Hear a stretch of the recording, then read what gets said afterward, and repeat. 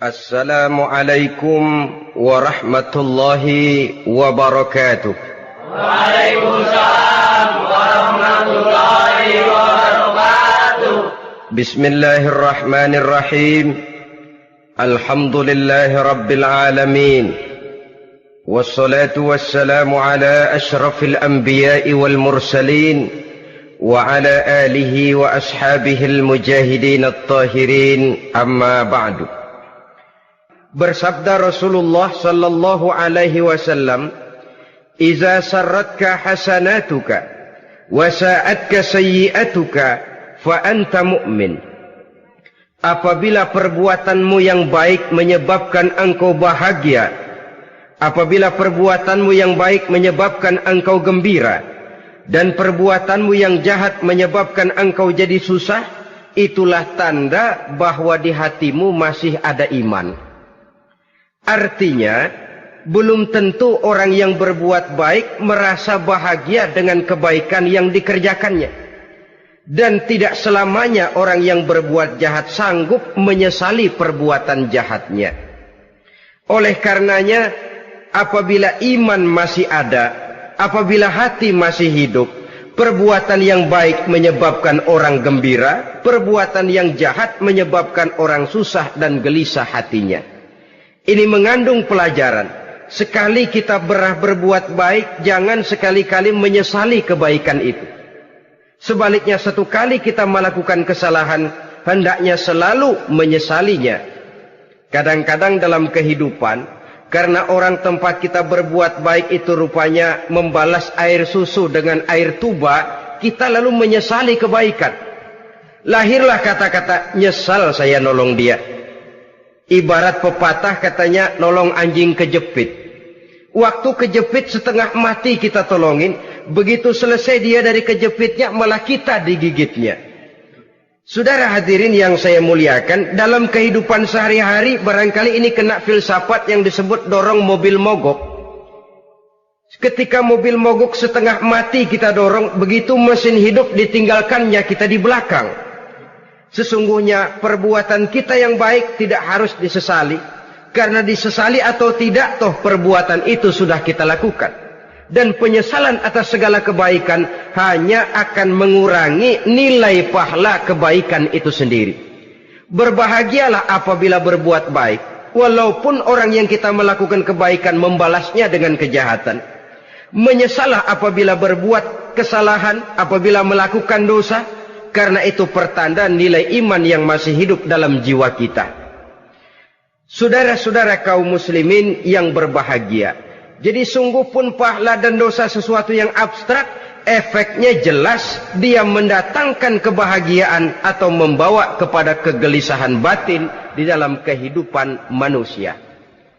Orang di zaman materialis kurang terangsang berbuat pahala dan terdorong melakukan dosa. Kenapa? Karena pahala tidak kelihatan, dosa tidak nampak. Kalau pahala kelihatan, barangkali nggak kuat kita mikul pahala.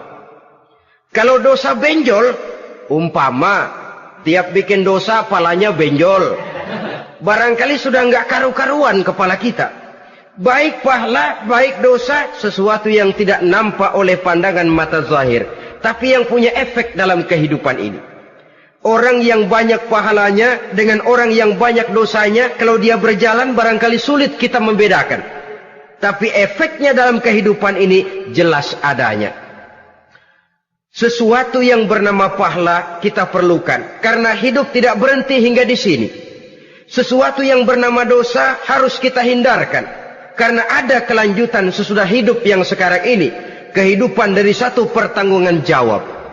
Itu sebabnya Imam Ghazali dalam bahasa yang indah sekali berpesan, "Jaddidis safinah fa innal bahra amiq wa khuziz zad fa innas safara ba'id." Perbarui selalu kapalmu, rawat, jaga baik-baik, dandani kapalmu, fa innal bahra amiq, karena sesungguhnya lautan ini sangat dalam. Satu bahasa yang indah dari tamsil terhadap kehidupan. Perbaiki kapalmu karena lautan ini sangat dalam. Artinya, jaga baik-baik hatimu. Pelihara iman dan keyakinanmu, karena hidup ini bagaikan gelombang lautan. Tempo-tempo air tenang, tempo-tempo ombak menggila dan menggunung.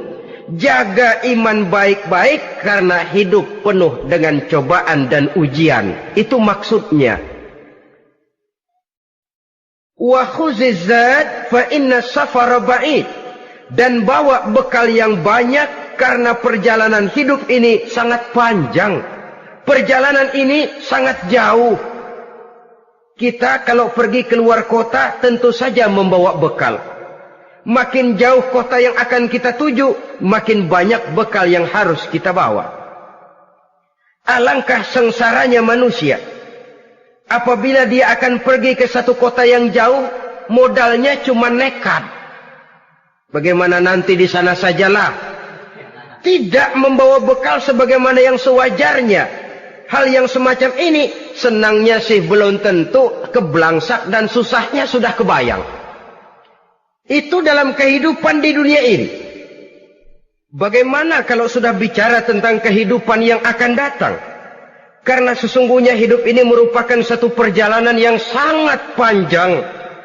Sejak kita tinggal di alam arwah, pada saat jasad belum lagi diciptakan Allah, ruh sudah diciptakannya lebih dahulu. Sampai kemudian kita pindah ke alam rahim, alam kandungan ibu. Untuk kemudian berpindah kepada kehidupan dunia. Dari dunia ini kita pindah ke alam barzakh. Di sana tinggal kita 100 tahun mungkin, 100.000 tahun mungkin, 1 juta tahun mungkin, menunggu saat datangnya kiamat. Lalu dari alam barzakh pindah kita ke alam akhirat. Satu perjalanan yang sangat panjang. Alangkah malangnya, alangkah sengsaranya, jika tahu kita begitu panjangnya perjalanan hidup ini, tidak ada bekal yang kita bawa. Artinya kesengsaraan, kesulitan yang bertali-tali sudah jelas akan menimpa kita. Kalau pergi kita keluar kota membawa bekal uang, membawa bekal makanan, apa bekal yang mesti kita bawa?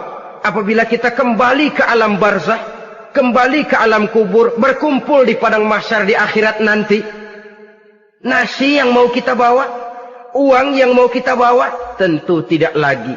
Karena kehidupan materialis selesai di atas liang lahat.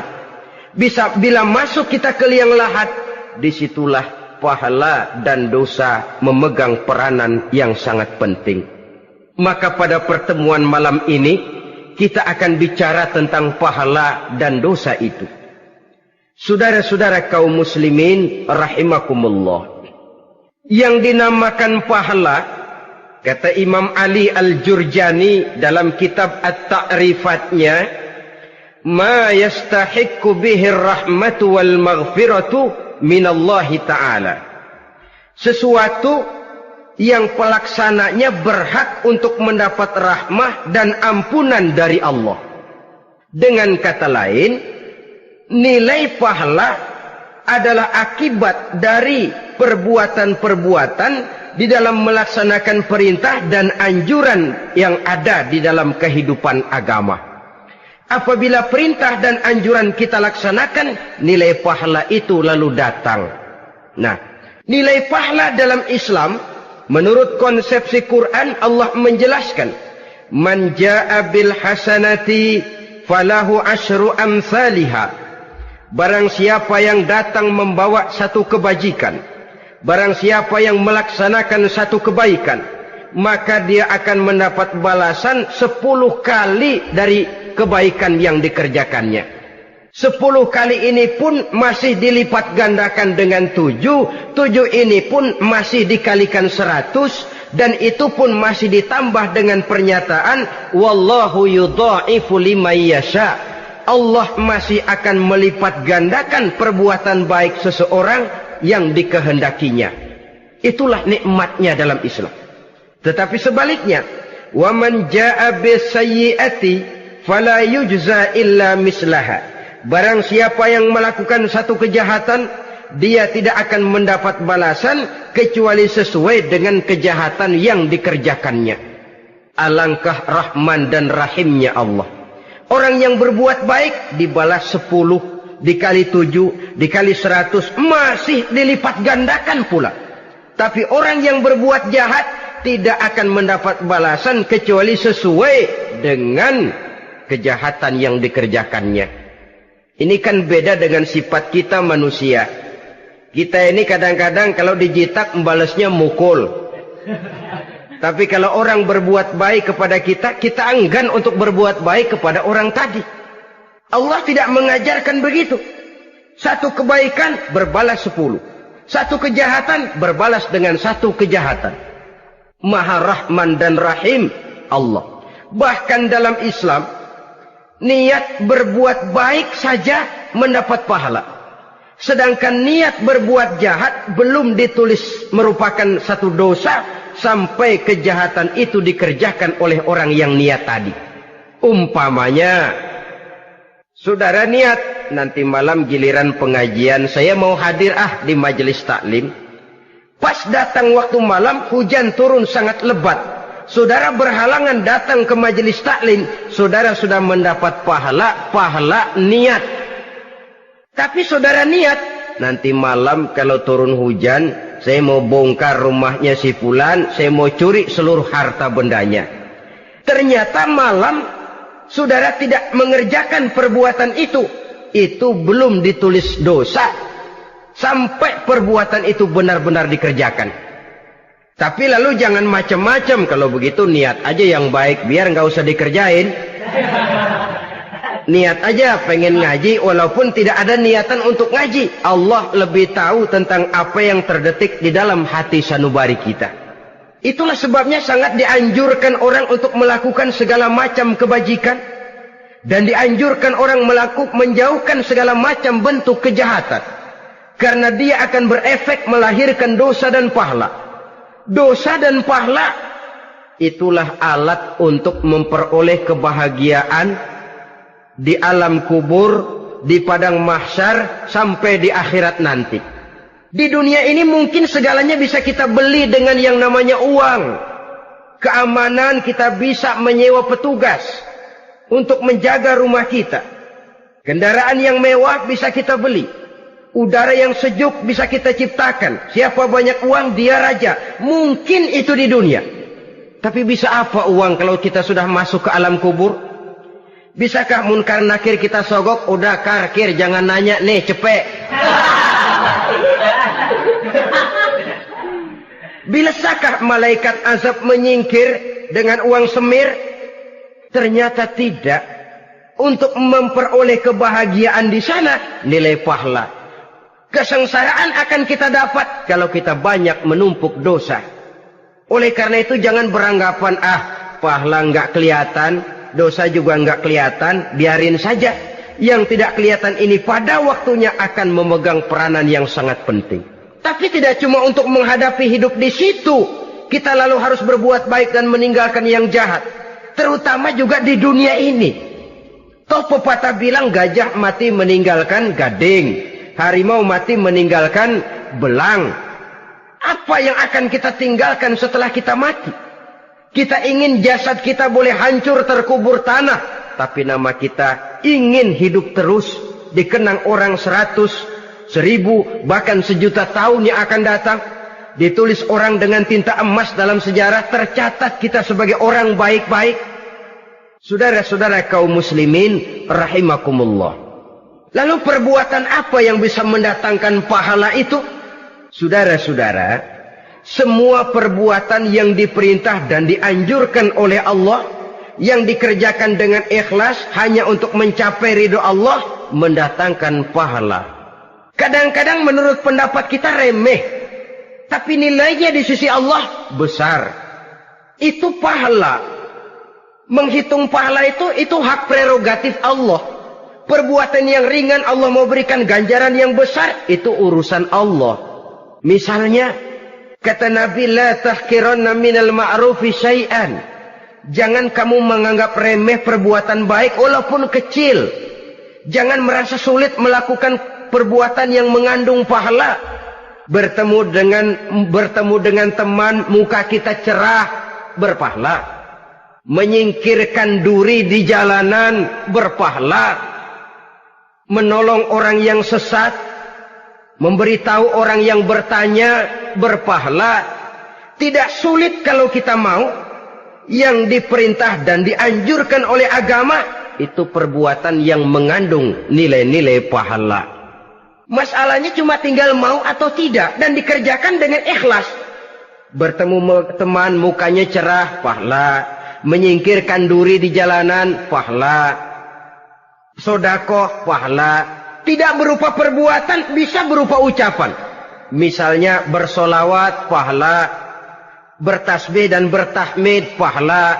Kata Nabi, kalimatani khafifatani 'alal lisan, saqilatani fil mizan. Ada dua kalimat yang enteng di lidah tapi berat di timbangan akhirat nanti. Apa itu? Subhanallah walhamdulillah. Itu kan amalan yang ringan, perbuatan yang mudah saja, tapi nilainya demikian besar dalam pandangan Allah. Jadi pendeknya, perbuatan yang bernilai pahala adalah perintah dan anjuran agama yang dilaksanakan dengan ikhlas semata-mata untuk mencapai ridho Allah, itu mengandung pahala. Niat dasarnya itu harus karena Allah. Landasannya harus karena ikhlas. Bukan cuma sekedar basa-basi, tidak karena ingin dipuji orang, tidak karena mengharap tanda jasa, tapi ikhlas semata-mata. Dari perbuatan yang paling kecil dan mudah sekali sampai kepada amalan-amalan yang besar dan memerlukan biaya yang besar, seperti melaksanakan ibadah haji, seperti jihad fi sabilillah, membangun masjid, membangun pondok-pondok pesantren, membangun pusat-pusat kesehatan, membangun jalan-jalan umum, termasuk menjaga keamanan. Jangan dikira loh, siskamling umpamanya, menjaga keamanan kampung tidak berpahala. Kalau diniatkan ibadah, menjaga ketenangan warga supaya mereka tekun ibadah, ikhlas karena Allah, itu juga bernilai ibadah.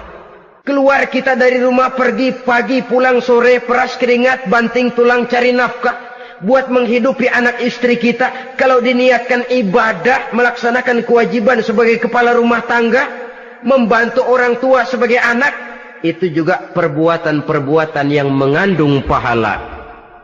Yang terbaik sesuai dengan bidang kehidupan kita.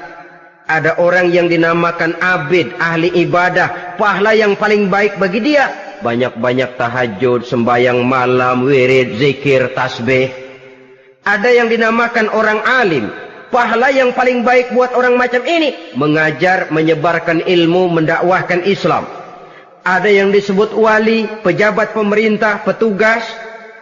Amalan pahala yang paling baik buat orang semacam ini melayani masyarakat, bekerja di bidangnya sesuai dengan profesinya.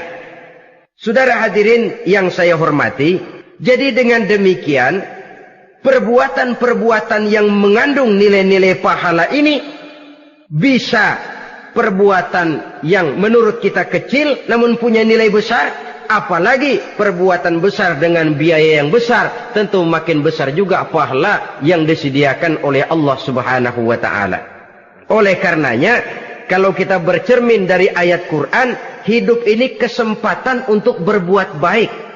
Huwallazi khalaqal mauta wal hayata liyabluwakum ayyukum ahsanu amala. Dialah Allah, Tuhan yang telah memberikan hidup dan mati kepadamu untuk menguji kamu, siapa di antara kamu yang paling baik amal perbuatannya. Jadi tidak saya rinci, tapi cukuplah satu penjelasan global. Perbuatan yang berpahala adalah perbuatan melaksanakan perintah Allah atau anjuran Allah dengan dasar ikhlas, dengan tujuan untuk mencapai ridho Allah semata-mata. Lalu apa perbuatan yang mengakibatkan dosa itu? Saudara-saudara, dosa lahir akibat melakukan larangan Allah atau mengerjakan yang dicelaknya. Nah, para ulama ada yang membagi dosa itu menjadi dua bagian. Ada dosa-dosa kecil, ada dosa-dosa besar. Tetapi sebenarnya ditinjau dari segi hakikatnya, kalau sudah melakukan satu kesalahan yang mengakibatkan dosa, jangan dilihat besar dan kecilnya, tapi kepada siapa dosa itu kita kerjakan. Sebab kalau dosa kita anggap satu yang kecil, orang akan terangsang untuk mengerjakan yang kecil-kecil saja. Sehingga dengan demikian, yang kecil pun akan menjadi besar kalau ditumpuk-tumpuk. Sedangkan yang besar bisa saja menjadi kecil kalau selalu diiringi dengan permohonan ampun kepada Allah. Itu sebabnya para ulama sufi, orang-orang tasawuf mengatakan, la saghair ma'al istimrar wala kabair ma'al istighfar.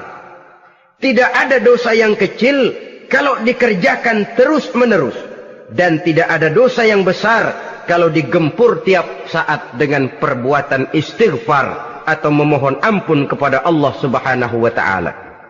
Cuma saja pada umumnya, karena dosa-dosa kecil itu lebih mudah taubatnya, dan ada janji Nabi, barang siapa yang meninggalkan dosa-dosa besar akan diampuni dosa-dosanya yang kecil-kecil.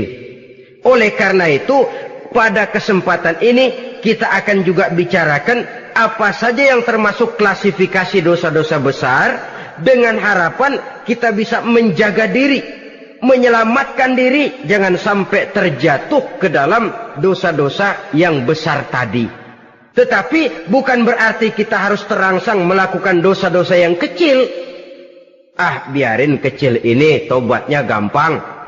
Dosa kelas teri. Dosa itu kan tidak kelihatan. Lalu terangsang melakukan perbuatan dosa-dosa walaupun kecil, kalau berlarut terus-menerus dia akan tumbuh menjadi dosa yang besar. Oleh karenanya jangan sampai mengundang pengertian kalau kita membicarakan dosa-dosa yang besar lalu terangsang melakukan dosa-dosa yang kecil. Karena bagaimanapun juga dosa kecil dan dosa besar sama dalam arti kepada Allah kita melakukan kesalahan. Dan dosa yang kecil pun kalau bertumpuk, dia akan menjadi banyak. Saudara-saudara kaum muslimin rahimakumullah, ada beberapa jenis dosa-dosa besar. Jenis yang pertama, asyirku billah, syirik atau menyekutukan Allah. Dari sekian deretan dosa-dosa besar, syirik ini merupakan bapak moyangnya dosa. Dedengkotnya dosa itu syirik, menyekutukan Allah. Bahkan dosa yang lain Allah masih mau mengampuni, tapi kalau sudah syirik, menyekutukan Allah, itu sudah satu dosa yang tidak berampun sama sekali. Oleh karena itu tepat pesan Imam Ghazali tadi, jadi di safinah fa innal bahra amik, jaga iman, pelihara akidah, dandani kapal. Karena hidup ini gelombang lautan sangat dalam, hidup banyak cobaan. Di dalam hidup di zaman sekarang ini, saudara bisa perhatikan, di mana tensi ekonomi tinggi, lapangan kerja sulit, persaingan hidup makin tajam, sifat egois dan individualis tumbuh di mana-mana, rasa solidaritas sosial menurun, sifat gotong royong musnah. Orang mudah potong kompas, potong jalan. Ingin cepat kaya, ingin cepat naik pangkat, ingin dapat kedudukan.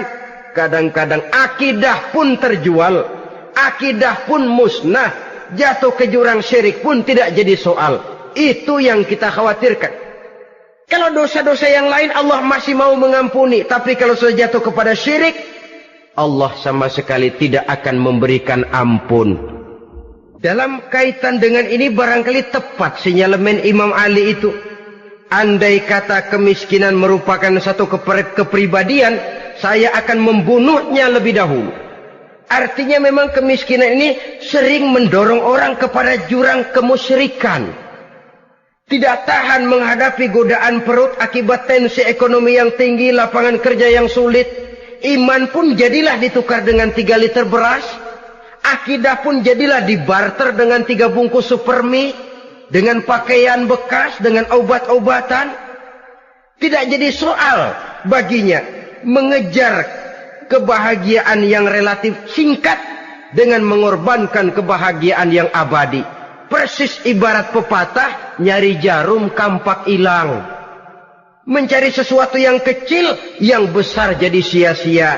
Membela perut, mengorbankan akidah. Na'udzubillah summa na'udzubillah. Saudara-saudara kaum muslimin rahimakumullah. Ini fakta. Ini kenyataan. Dan hal semacam ini tidak bisa diatasi cuma dengan ceramah, simposium, diskusi, seminar. Apalagi Nabi berpesan, solahu ummati bil ilmi wal mal. Umatku hanya bisa menjadi baik akidahnya dengan ilmu dan harta. Itu bahasa Nabi. Kalau bahasa kita sekarang, dengan ekonomi dan pendidikan. Ilmu, pendidikan, ekonomi, harta. Tanpa itu sangat besar kemungkinan kita bisa menjual akidah terjerumus di lembah kemusyrikan. Maka terutama kepada saudara-saudara saya, muslimin yang terpencil jauh dari kota-kota besar, yang kadang dalam kehidupan seharinya imannya sering digoda oleh supermi, akidahnya sering ditantang oleh pembagian beras, pakaian-pakaian bekas, obat-obatan dan sebagainya. Jaga dan bentengi akidah kita. Lebih baik nyawa berpisah dari badan, asal iman jangan berpisah dari hati.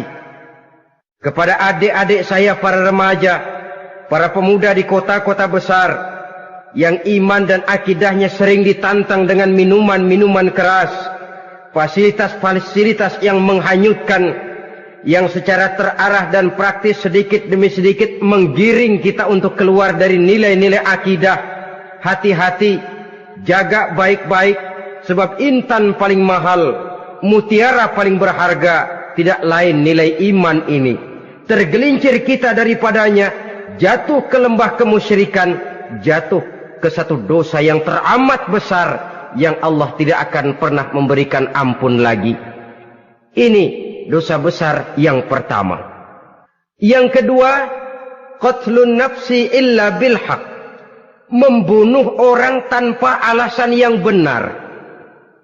Di zaman kesulitan ekonomi kadang-kadang orang mudah nekat. Tengok saja. Kadang-kadang karena pasal uang 100-200 perak saja nyawa bisa melayang. Kadang-kadang karena urusan yang remeh, salah omong, salah ambil, salah ucap, salah pegang, nyawa bisa jadi melayang. Alangkah murahnya nyawa, seakan-akan kita yang punya. Padahal nyawa itu hak milik Allah. Tidak pantas kita merampasnya, tidak pantas kita menghilangkannya dari jasad seseorang. Oleh karenanya, membunuh orang merupakan satu dosa yang sangat besar. Jangankan kepada orang yang seakidah, orang yang lain akidah saja pun, kalau dia hidup berdamai, rukun, berdampingan, kita harus melindungi. Apatah lagi teman seakidah sendiri. Saudara-saudara kaum muslimin rahimakumullah. Pantas kalau Nabi menyatakan, apabila dua orang Islam sudah saling berkelahi, berbunuh-bunuhan, al-qatil wal maqtul finnar. Yang membunuh dan yang dibunuh, dua-duanya sama-sama masuk neraka. Sahabat heran, ya Rasul, kalau yang membunuh masuk neraka sih wajar, tapi yang terbunuh kok neraka juga, kenapa? Kata Rasul, sebenarnya dia juga cuma sudah niat untuk membunuh, cuma keduluan saja. Andai kata dia tidak terbunuh, tentu dia yang akan membunuh. Saudara-saudara kaum muslimin rahimakumullah. Islam sesuai dengan namanya adalah agama damai. Kita tidak boleh mencari-cari musuh. Walaupun tidak boleh lari kalau bertemu musuh. Oleh karenanya, pantang seorang muslim menimbulkan benih keonaran menjadi biang kerok buat lingkungannya. Sesuai dengan namanya, seorang muslim adalah seorang yang dalam hidup senantiasa berusaha menebarkan salam, menebarkan kedamaian, ketenangan dan ketentraman. Dengan prinsip, musuh jangan dicari, bertemu pun jangan lari. Yang ketiga, termasuk dalam kelompok dosa besar ini, syurbul khamr, meminum minuman keras. Termasuk di dalam kata khamr ini ganja, morfin, narkotik. Sebab apa? Jenis minuman semacam itu tidak hanya merusak keadaan sekarang, tapi sekaligus merusak kehidupan yang akan datang. Kalau itu jatuh di tangan generasi muda, artinya kan merusak kehidupan masa depan daripada suatu bangsa. Karena apa? Remaja dan pemuda merupakan bentuk miniatur daripada kehidupan bangsa. Akan bagaimana warna umat Islam di Indonesia. Bahkan akan bagaimana warna Indonesia 30, 40, 50 tahun yang akan datang. Remaja sekarang jawabannya. Kalau remaja kita sekarang ini kerjanya cuma bisa nyekek botol, insya Allah bangsa Indonesia 30-40 tahun yang akan datang akan tumbuh menjadi bangsa teler. Tidak banyak yang bisa kita harapkan. Remaja adalah gambaran masa depan dari satu bangsa, dari satu umat. Dan remaja itu di dalam dirinya secara fitrah terkumpul semua bakat, terdapat semua kemungkinan. Kita ini lahir membawa sifat pemimpin, tapi juga membawa sifat pengacau.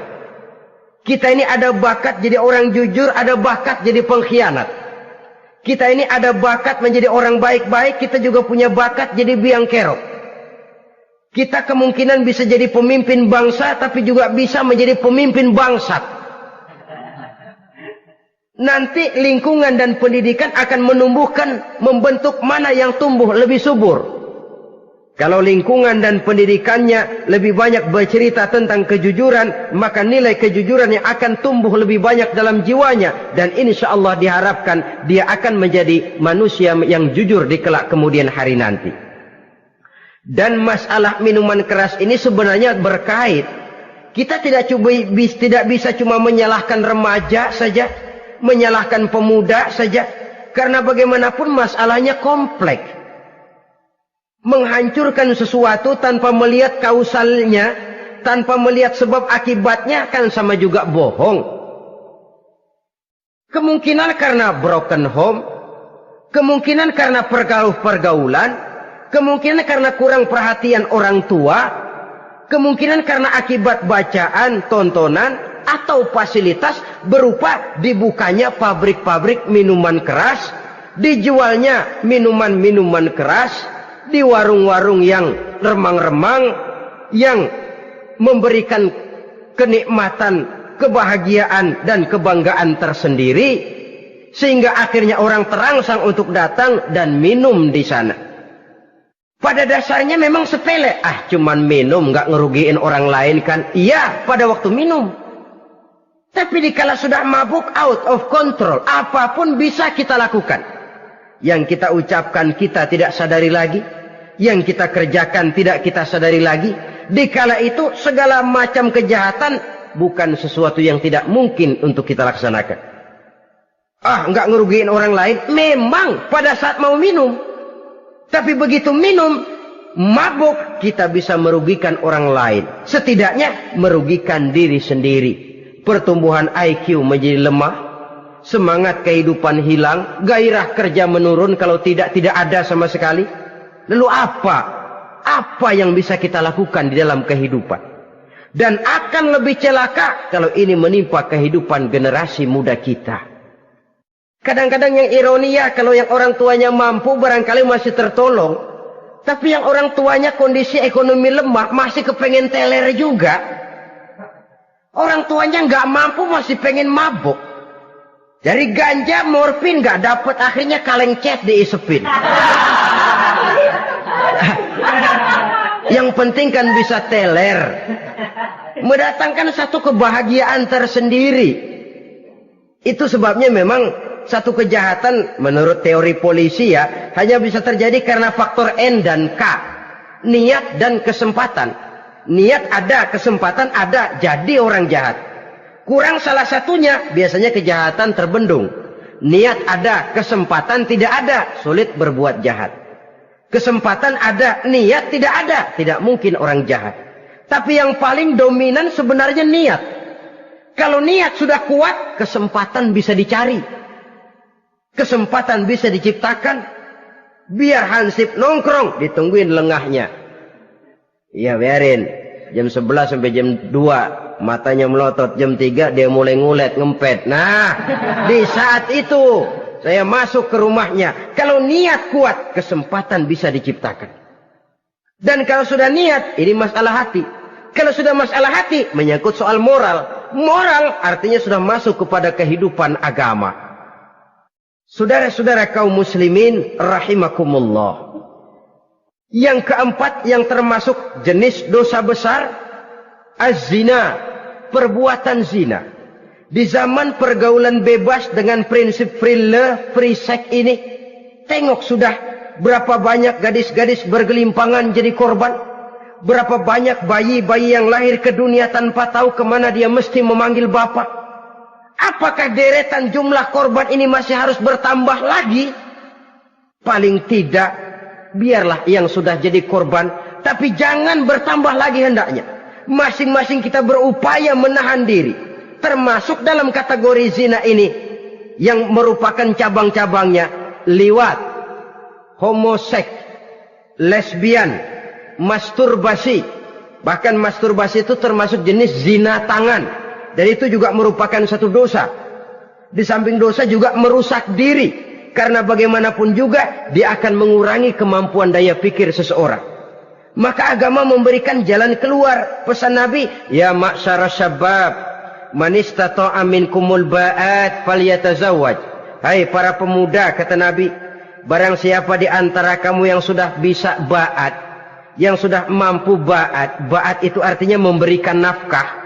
Baik nafkah zahir maupun nafkah batin. Falyatazawwaj, maka hendaklah dia kawin. Jadi yang maksud ba'at ini, ya nafkah zahir, ya nafkah batin. Kita kadang-kadang cuma bisa ngasih nafkah batin saja sudah merasa, pokoknya kan saya sanggup untuk kawin. Lalu kawin tanpa kehilangan, dengan kehilangan pertimbangan.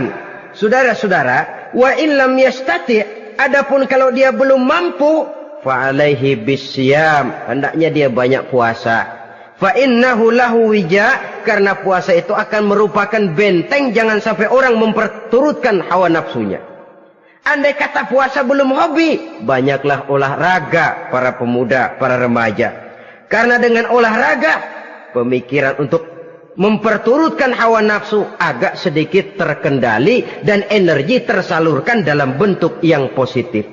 Pendeknya kreatif, banyak kegiatan. Ini pesan Imam Syafi'i tepat itu. Kata beliau, inni ra'aitu wuqufal ma'i yufsiduh, insala toba wa illam yajri lam yatib. Aku melihat air kalau diam rusak, tapi kalau dia mengalir jernih. Air kalau ngendap, nggak ngalir, nyamuk nyarang di situ, bisa jadi sumber penyakit. Manusia hidup begitu. Kalau nggak punya kegiatan, nggak kreatif, kerjanya cuma delohom, ayam-ayam, akhirnya jadi ngerusak. Ngomongin orang, si Ano ngapa? Ano. Kebangetan nggak ngapa-ngapain, orang aja dipontenin. Orang diomongin, lahirlah namimah, lahirlah ghibah. Saudara-saudara, air itu kalau ngendap ada aja yang nyarang. Tapi kalau dia ngalir, orang ada kesibukan, insya Allah dia tidak akan jatuh kepada sesuatu yang bisa mengundang dosa. Isilah waktu dengan hal-hal yang bermanfaat. Karena hidup ini singkat dan tidak berjalan mundur ke belakang. Mundur hancur, berhenti diinjak orang. Sekali melangkah, jangan surut mundur ke belakang. Homoseks terlepas dari penyakit kejiwaan. Sekarang ini kan sudah ada persatuan kaum gay katanya. Meminta perlakuan yang sama dan agar dibolehkan kawin sesama mereka. Secara manusiawi boleh. Secara manusiawi kita hargai mereka. Tapi dari kacamata agama, ini jelas merupakan penyimpangan. Dan penyimpangan merupakan suatu dosa. Terlepas dari pertimbangan manusiawi. Jangan karena terlalu memperturutkan suara manusiawi, lalu kita mengesampingkan agama. Termasuk lesbian, wadon karo wadon. Kalau homo itu kan lanang karo lanang katanya. Saudara-saudara kaum muslimin rahimakumullah, ini bukan penyakit baru. Liwat, homoseks sudah dikenal dari zamannya Nabi Lot. Laki dengan laki. Lesbian dari zaman istrinya Nabi Lot. Terlepas dari penyakit kejiwaan, dari segi agama, ini merupakan penyimpangan dan merupakan dosa yang besar. Yang kelima, yang termasuk jajaran dosa kelas kakap, qazful mu'minina wal mu'minat, menuduh orang mukmin yang baik-baik, laki atau perempuan, melakukan perbuatan zina sehingga hancur namanya di masyarakat. Ini merupakan satu perbuatan dosa yang sangat besar dan sangat dimurkai oleh Allah. Saudara-saudara kaum muslimin rahimakumullah, oleh sebab itu tentang masalah ini, kalau memang tidak ada saksi, jangan sembarang kita enteng lidah menuduh orang lain berbuat zina, menuduh orang lain berbuat serong. Dosanya kelewat besar di dalam kehidupan. Karena apa? Mencari harga diri itu berat, memelihara kehormatan diri jauh lebih berat.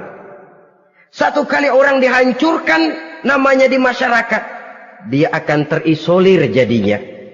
Oleh karenanya, berlindung kita kepada Allah, jangan sampailah dihinggapi oleh sifat ini.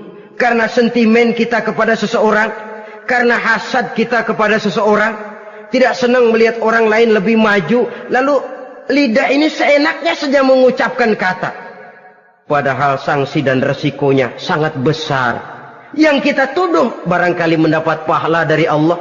Kita sendiri yang menuduh tanpa saksi, tanpa alasan yang benar, mendapat dosa yang sangat besar. Saudara-saudara, memang kadang-kadang aneh dalam hidup ini. Seorang pelacur biasanya bisa menjaga mulutnya di masyarakat, kata-katanya baik, sopan. Kenapa? Karena mulut yang satu sudah tidak terjaga.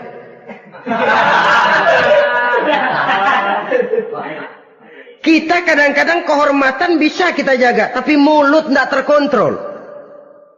Ngomong saenake dewe, bikin orang mangkel, kesal, fitnah sana, fitnah sini, menghancurkan nama baik orang, ngomongin yang macam-macam. Bagai-bagai macamlah caranya. Saudara-saudara kaum muslimin yang berbahagia. Jadi dengan demikian, menuduh orang lain berbuat zina, sedangkan orang itu tidak pernah melakukannya, ini termasuk satu dosa yang sangat besar di dalam kehidupan ini. Yang keenam, al-'aqu bil walidain, durhaka kepada ibu bapak.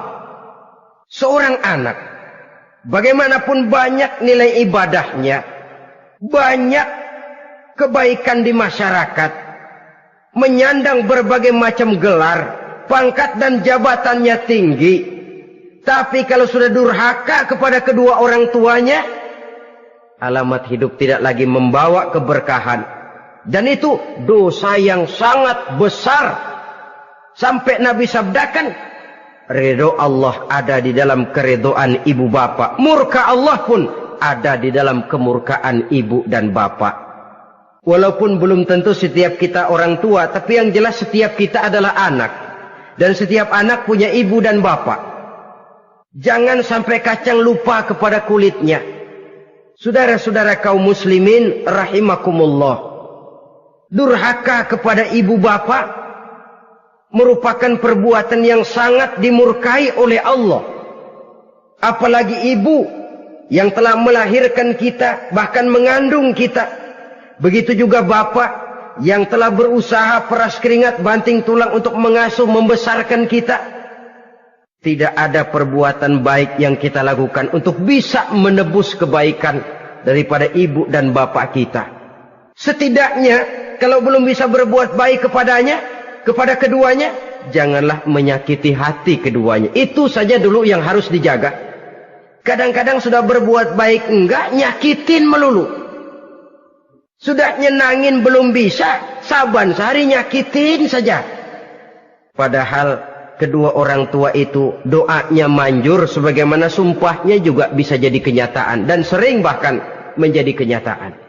Sampai ibu bapak sudah wafat, sudah meninggal sekalipun, kewajiban berbakti masih harus terus dilakukan oleh seorang anak. Lalu yang ketujuh, at-tawalli yaumaz zahfi, berpaling pada hari pertempuran. Orang sedang sibuk-sibuk menghadapi musuh, maksudnya berjuang membela agama ini, dia lari menyelamatkan diri. Pengecut, mental munafik. Ayo, kalau demi agama, mari kita maju ke depan. Allahu Akbar. Yang besar Allah, yang lain kecil semua. Maju. Orang lain maju serentak, dia mundur jauh ke belakang. Mental munafik, mental calo, istilah sekarang ini. Oh, itu calo, mental calo. Tuhan gedek banget itu. Coba ya, calo itu paling sibuk nyuruh penumpang naik. Tapi sementara penumpang naik sampai ke tempat tujuan masing-masing, calonya nggak kemana-mana, diem aja di situ. Cuma orang aja disuruh naik. Saudara-saudara, kerja bakti. Orang turun ke comberan, dia naik ke tempat tidur. Mundur di hari pertempuran, menyebabkan orang lain gugur, dia sendiri menyelamatkan diri. Mental pengecut, mental munafik, itu merupakan dosa yang sangat besar. Saudara-saudara kaum muslimin rahimakumullah. Itu sebabnya agama itu memerlukan keberanian. Memang, tapi bukan keberanian yang tanpa perhitungan. Sebab berani tanpa berhitung namanya berani babi. Kita berani kalau benar, kita harus takut kalau salah. Jangan dibalik. Salah berani, nekat namanya. Benar takut, pengecut namanya. Orang yang pengecut adalah orang yang takut membela kebenaran. Orang yang nekat sesungguhnya udah salah nggak malu lagi. Udah salah nekat lagi. Merasa rugi berbuat kebaikan, puas kalau berbuat kejahatan. Padahal Nabi pesan, siapa yang berbuat dosa sambil tertawa, nanti dia akan masuk neraka sambil menangis. Karena itu dipesan pula di dunia ini, sering-seringlah mencuci mukamu dengan air mata taubat. Cuci lidahmu dengan zikir kepada Allah. Bersihkan hatimu dengan air ikhlas. Saudara-saudara kaum muslimin rahimakumullah. Kan ada toh orang berbuat baik nggak gembira, tapi berbuat jahat malah puas. Atau sama saja orang lain berbuat baik, hatinya kesel. Orang lain berbuat jahat, dia malah mendukung. Atau orang lain tergelincir berbuat jahat, dia malah girang. Ini kan tidak objektif. Karena yang berbuat baik, orang yang dia keselin, dia nggak seneng. Tetapi karena yang berbuat jahat, orang yang dia senengin, dibenerin juga. Itu nggak objektif namanya. Mundur di hari pertempuran pada saat saudara-saudara kita sedang menghadapi musuh, sikap pengecut yang sangat dibenci Allah. Yang kedelapan, termasuk kelompok dosa besar, aklu malil yatim, makan harta anak yatim. Kadang-kadang ada orang mengeksploitir loh nasib anak-anak yatim. Karena biasanya para dermawan peka kalau mendengar nasib yatim, memberikan santunan. Si yatim belum makan, yang ngurusin udah pada kenyang. Mengeksploitir, memakan harta anak yatim termasuk dosa yang sangat besar. Sehingga Nabi pesan, ana wa kafilul yatim kahataini yaumal qiyamah. Aku dan orang yang menyantuni anak yatim seperti dua jari ini di hari kiamat. Rumah yang paling dimuliakan Allah adalah rumah yang di dalamnya ada anak yatim yang hidupnya dihormati, hidupnya disantuni, keperluannya dicukupi. Maaf saja, tahap kita menyantuni anak yatim ini baru tahap setahun sekali. Kalau Muharram kita agungkanlah, kita besarkan. Lebaran yatim katanya. Kita kumpulkan dana, kita usap kepala yatim, kita kumpulkan beras, kita bagikan hari itu. Perkara bulan depan kelaparan, kita tutup kuping. Perkara bulan berikutnya dia kelaparan, kita masa bodoh. Bahwa di bulan Muharram kita santuni yatim piatu itu sudah baik. Tapi akan lebih baik lagi kalau kita sanggup menjadi bapak asuh mereka, memikirkan sekolah mereka, ada kontinuitas. Kalau mereka diasuh oleh orang lain, lalu bertukar agamanya, berpindah akidahnya, kita ngomel habis-habisan. Tapi kita ada kemampuan, kita tidak mau berbuat semacam itu. Ya sama juga bohong namanya. Saudara-saudara kaum muslimin rahimakumullah. Orang yang menyantuni yatim mendapat pahala besar. Tapi orang yang mengkorup harta anak yatim, dosanya juga sangat besar. Berhati-hatilah kalau kita diberikan kepercayaan oleh masyarakat untuk mengurus anak-anak yatim. Karena pahalanya besar, resikonya juga besar. Yang kesembilan, syahadatuz zur, sumpah palsu. Sebab sumpah palsu ini menggunakan nama Allah untuk sesuatu yang tidak benar. Nama kita saja dibawa untuk yang tidak benar, kita jengkel. Nama kita dipalsukan untuk sesuatu yang tidak baik, kita kadang-kadang jengkel, tidak puas jengkel, menuntut melalui saluran hukum. Kenapa? Nama saya dicatut. Bagaimana lagi kalau nama Allah kita pakai untuk bersumpah, sumpahnya palsu, menguntungkan kita, merugikan orang lain, Allah murka betul. Maka sumpah palsu termasuk deretan dosa-dosa besar. Apalagi yang ke-10, aklur riba, makan riba alias renten. Ini kan yang cepat mendatangkan uang. Kadang-kadang kalau yang bikin riba itu orang awam barangkali, ya masih kita maklumin. Kadang-kadang penyakit ini datang menimpa mereka juga yang kita kenal kebaikannya. Bahkan suka datang ke musola, rajin ke masjid kadang-kadang. Riba masih dimakannya. Karena cara cari duit paling enak. Duit utuh, tambahnya terus masuk.